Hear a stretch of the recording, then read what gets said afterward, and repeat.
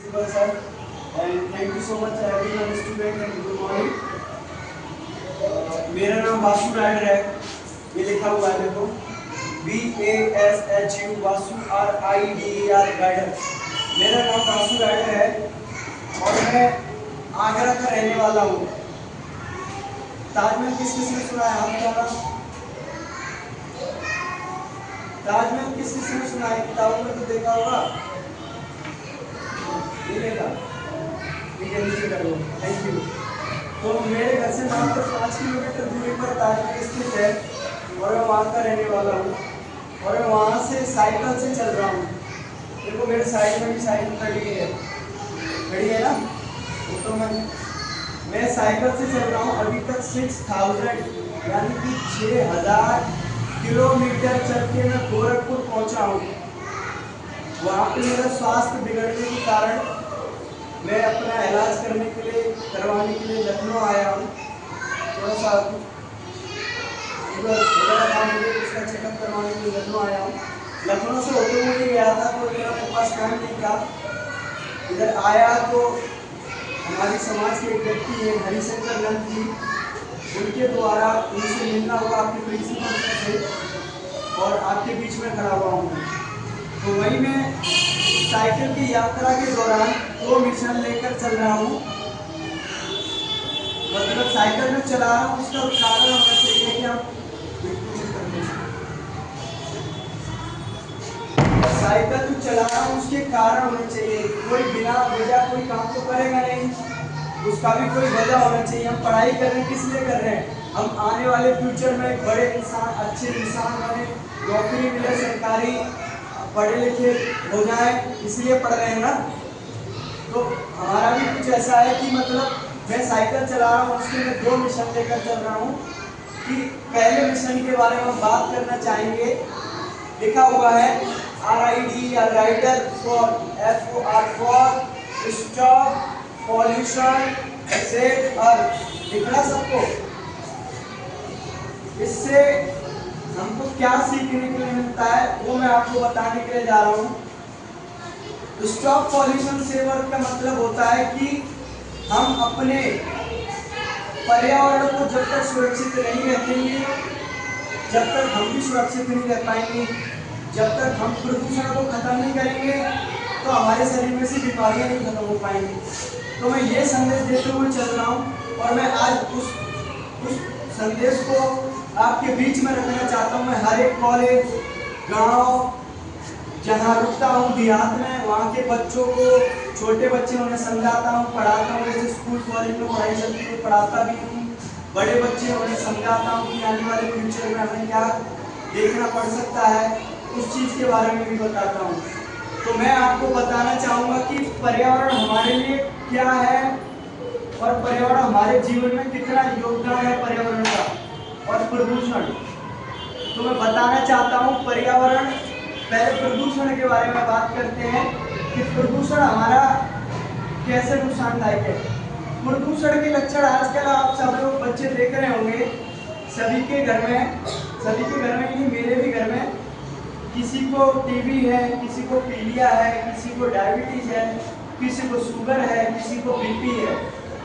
कोई ना कोई बीमारी तो किसी ना किसी के घर में, किसी के चाचा को, किसी के मामा को, किसी की बुआ को, किसी के मौसू, कुछ ना कुछ बीमारी है। ये प्रदूषण के लक्षण है।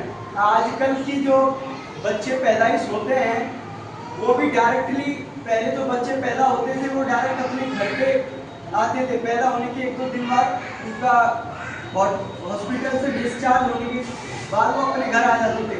लेकिन आजकल बच्चा नहीं आ पाता है, कम से कम पैदा होने के बावजूद भी उसे 2 से 3 दिन हॉस्पिटल में एडमिट रखना पड़ता है।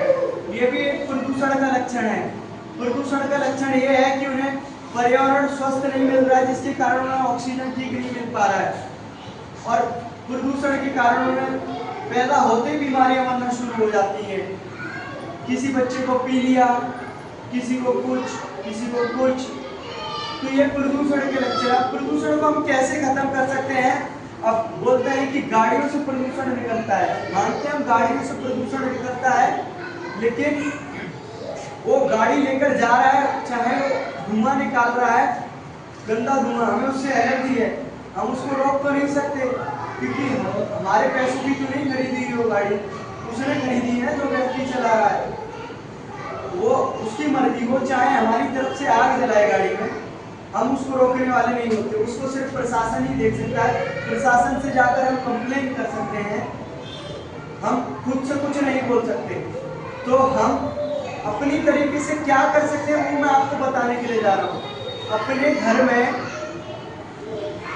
वाहनों का इस्तेमाल करते हुए, लखनऊ जैसी सिटी में वाहनों का इस्तेमाल ना करें तो नई बात बनती है। मैंने देखा लखनऊ में जिस हिसाब की बच्चे गाड़ियाँ चलाते हैं, कल मैंने 12 साल की लड़की को देखा, 2 लड़कियाँ थी, आगे 5 मीटर देखा, 50 मीटर पे जाके तीसरी लड़की और बैठ गई, और वो गलियों में कम से कम 40 से 50 किलोमीटर प्रति घंटे की रफ्तार से स्कूटी चला रही है।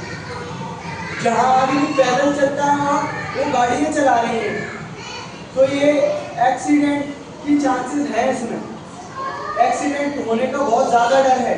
सर पर हेलमेट भी नहीं था उनके, मैं खुद बचाता हूँ उसे। तो कहने का मतलब ये है कि हम कैसे उस प्रदूषण को रोक सकते हैं। उनको तो नहीं रोकेंगे, हम उनको रोकने वाले कुछ नहीं होते। अगर उन्हें अपना आने वाला भविष्य देखना है तो वो खुद अपने लिए सोचेंगे। अब हमको क्या करना है वो हम आपको बताने जा रहे हैं। हमको करना है कि हमारे घर में जो भी बड़े भाई बहन दीदी भैया भाभी मौसी फूफा जिसके यहाँ पे भी आप रहते हैं, उनको समझाइए। आप गाड़ी चलाना जानते हैं? जब भी आपकी तरफ देखकर बात कर रहा हूँ, थोड़ा सा दिखाना साइड में भी, जब भी मैं आपकी तरफ देखकर बात कर रहा हूँ, और तो बच्चे मुझे दिख नहीं रहे जो गाड़ी चलाना जानते हैं।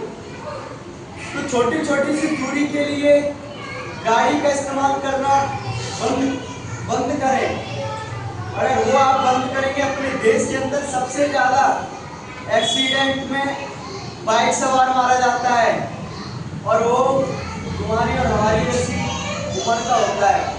उसका कारण ये रहता है, आपने घर से पिताजी से चाबी ली, पापा हमें बाजार जाना है, 2 घंटे हैं, 2-3 किलोमीटर है, वहाँ के लिए भी 2 घंटे हैं आपके पास, और आपको गाड़ी से जाना है। फिर दूसरे जगह पे एक दोस्त है 1.5 किलोमीटर पे, वो वेट कर रहा है, उसे फोन करके बोल दिया। फिर उसका तीसरा दोस्त है 3 किलोमीटर पे, आप 10 किलोमीटर चले गए, फिर आप 3 लोग हो गए गाड़ी पे। आपको ये नहीं पता है सामने कौन है, पीछे कौन है, आगे कौन सा वाहन है, पीछे कौन सा वाहन है। आप चलते जा रहे हो अपनी धुन में, गाड़ी आई पीछे से ठोक दिया, मजे में अपनी जिंदगी खत्म कर दिए। क्या ले गए? कुछ नहीं, अपनी जिंदगी खत्म किए। माँ बाप का बुढ़ापे में दुख दर्द बढ़ा, कुछ टाइम पे माँ बाप भी भूल गए। कुछ नहीं होता बेटा गाड़ी चलाने से। गाड़ी वहां पर इस्तेमाल करो जहां आपके पास आधा घंटा है और आपको 5 किलोमीटर से बैक टू बैक घर आना है। हर टाइम के लिए गाड़ी का इस्तेमाल करेंगे तो एक्सीडेंट केसेस से मारे जाएंगे, और प्लस धुआं जो निकलता है, रेस करते हैं जो, एक 70 की स्पीड में चला रहा है, 80 की स्पीड में चला रहे हो, तो उस पे मारे जाएंगे। तो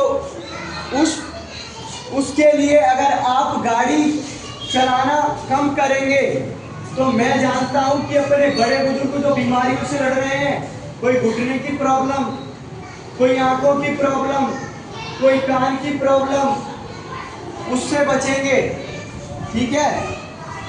तो कहने का मतलब ये है कि अगर आप कम से कम वाहन का इस्तेमाल करेंगे तो अपने आने वाले भविष्य को, अपने छोटे भाई बहनों को, अपने भतीजे भांजों को, अपने बड़े बुजुर्गों को स्वस्थ देख पाएंगे। कम से कम बीमारियों से लड़ने देना चाहेंगे, वो कम से कम बीमारियों से लड़ पाएंगे, उनके साथ में आप भी स्वस्थ रहेंगे और बीमारियां नहीं बनेंगी।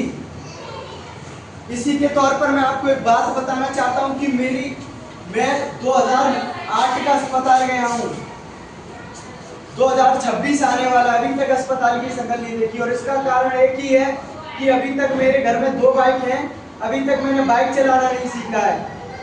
साइकिल से ही सफर करता हूँ, साइकिल पे 50 से 60 किलो वजन रख के 40 से 45 किलोमीटर प्रति घंटे की रफ्तार से चलाता हूँ। इसका मतलब है कि 1 घंटे के अंदर मैं 40 से 45 किलोमीटर कवर कर सकता हूँ साइकिल से। क्या आप में से कोई कर पाएगा? आप कर पाएंगे? नहीं कर पाएंगे। तो ये करो, वो करने से कुछ नहीं होता है। साइकिल चलाने के भी बेनिफिट्स बताता हूँ आपको कि साइकिल आप चलाएंगे, आपके शरीर में कोई भी बीमारी है वो साइकिल चलाएंगे, आपकी मसल्स चलेंगी, शरीर चलेगा, जिसके कारण आपके शरीर में से पसीना निकलेगा। पसीने के साथ में आपके शरीर की जो बीमारियां हैं वो बाहर की तरफ निवेश करेंगी, फिर आपके शरीर के अंदर कोई भी बीमारी अंदर नहीं जा सकती। और मैं जानता हूं कि बहुत लंबे समय तक के लिए चलेंगे आप। तो आप जो भी हैं छोटे बच्चे, यहाँ पर एक बच्चा गाड़ी चलाना जानता है, उसके अलावा कोई नहीं जानता। और आप भी समझाइए अपने पेरेंट्सों को, भाई बहन, बड़े भाई बहन सभी को, कि हमें कम से कम दूरी के लिए गाड़ी का इस्तेमाल करना है।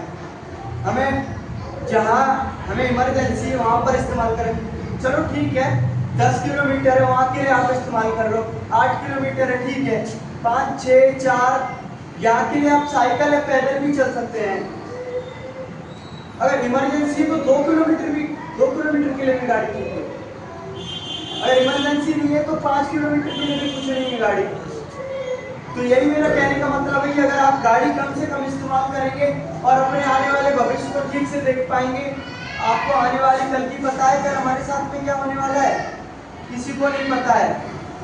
तो कुल मिलाकर कहने का मतलब ये है कि अगर आप कम से कम वाहन का इस्तेमाल करेंगे और अपने पेरेंट्स को बोलेंगे वाहनों का कम से कम इस्तेमाल करें, तो आपका आने वाला समय बहुत अच्छा हो सकता है। कम से कम अस्पताल की लाइन लगानी पड़ेगी आपको। अस्पताल में जो लाइन लगी रहती है, पसीने टपकता है, ऐसे करके शरीर हो जाता है, वो नहीं होगा, बिल्कुल स्वस्थ रहेंगे। आपको अस्पताल में लाइन नहीं लगानी पड़ेगी, हॉस्पिटलों में। तो आप अपने सभी घर में बड़े लोगों को यही समझाइए कि कम से कम दूरी के लिए गाड़ी का इस्तेमाल ना करें। यही मेरा परिचय था। और मैं आगरा से चलकर राजस्थान, पंजाब, जम्मू, हरियाणा और उत्तराखंड, बनारस, चंदौली, गाजीपुर, बलिया, मऊ, आजमगढ़, देवरिया, कुशीनगर, गोरखपुर और संत कबीर नगर, यहाँ तक मैं 6000 किलोमीटर साइकिल पे चला हूँ 2025 2 जून को। और 2028 तक साइकिल पर ही चलूंगा आप जैसे बच्चों को समझाने के लिए। मैं भी एक गवर्नमेंट कॉलेज से ITI स्टूडेंट हूँ। तो thank you so much everyone student.